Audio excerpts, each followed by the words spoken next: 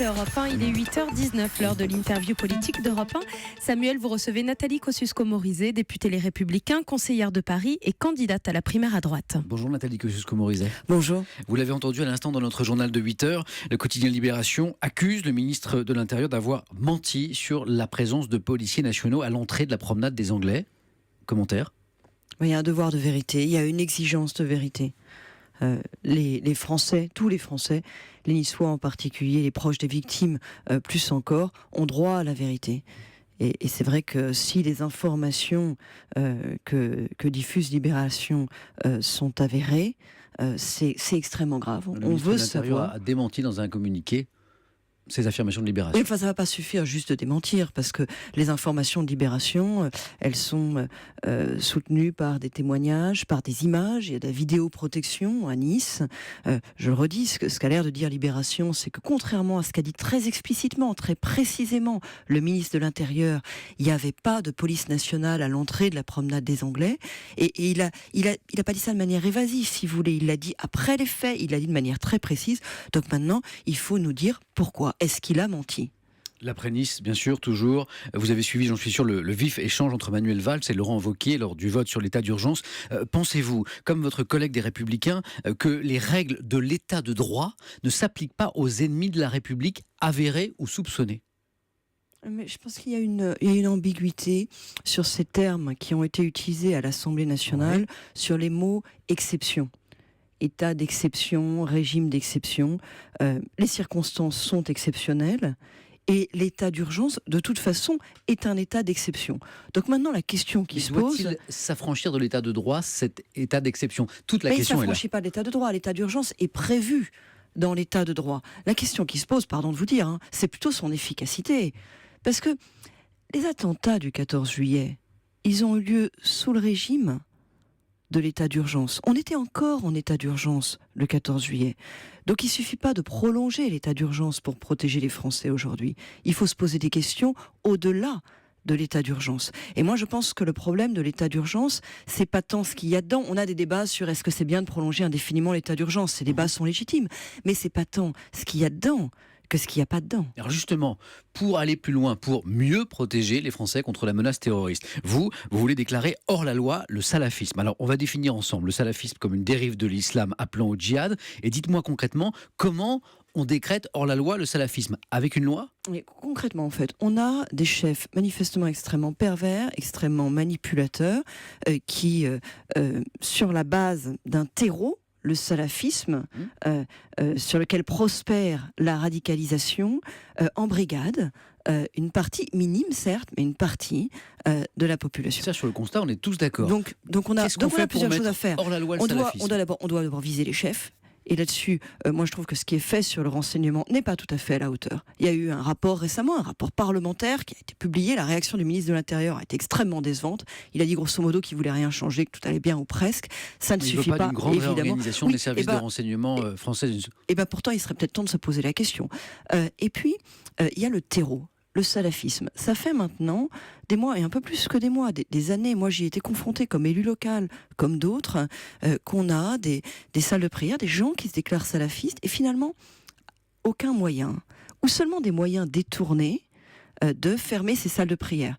Des moyens détournés, il faut savoir ce que ça veut dire. Parce qu'effectivement, il y a eu des fermetures de mosquées et de salles de prière. Mais vous parlez de moyens détournés. Oui, c'est toujours sur des bases connexes. C'est-à-dire qu'il faut attendre d'avoir des preuves extrêmement précises, que des choses ont été dites qui étaient totalement scandaleuses. Je veux dire, il faut un cadre plus clair. Ou alors parfois, il faut utiliser vraiment des moyens détournés. C'est-à-dire que vous fermez au titre de problèmes de salubrité du lieu, par exemple.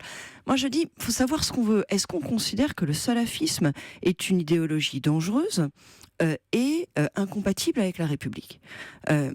Si c'est le cas, il faut trouver une base légale pour pouvoir l'interdire en tant que tel, pour pouvoir le déclarer hors la loi.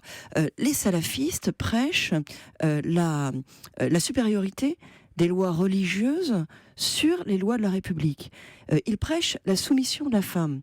Est-ce que ces choses sont compatibles avec la Un République? cadre législatif plus clair pour pouvoir mener ce combat. Et j'ai moi-même proposé hier à Manuel Valls, dans l'hémicycle, 2 bases légales. Oui.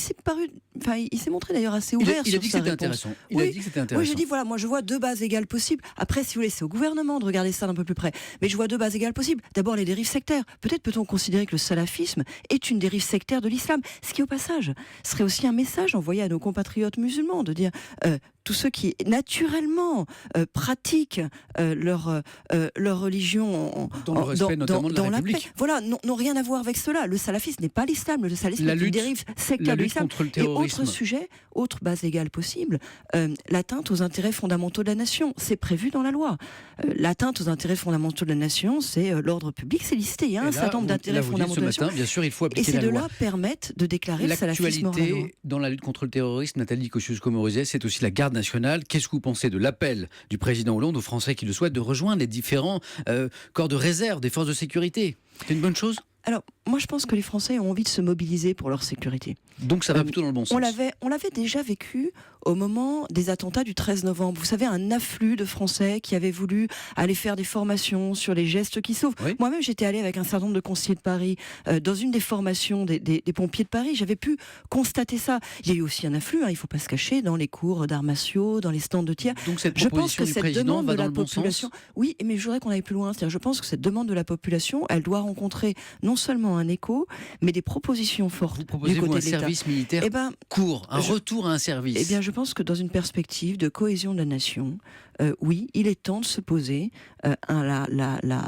l'idée d'un service national court. Un service national obligatoire qui pourrait fonctionner justement comme une Pour les préparation. garçons, pour les filles, Ah oui, tout le monde. bien sûr. Non, mais attendez, voilà, c'est le 21e siècle. Qui pourrait fonctionner comme une préparation à la réserve opérationnelle. Ce serait pas le système d'avant que j'ai connu. Moi, il se trouve que, alors c'est particulier, j'ai fait un service militaire. À l'époque, c'était 1 an, on Sur la était base en du volontariat, régimenté, bien sûr. moi sur la base du volontariat non, mais c'était obligatoire. Parce que moi vous j'ai fait étiez l'école militaire, oui, mais à Polytechnique. c'était un cadre, si vous voulez, très particulier qui était issu de la conscription d'avant. Là, on se mettrait dans une perspective différente.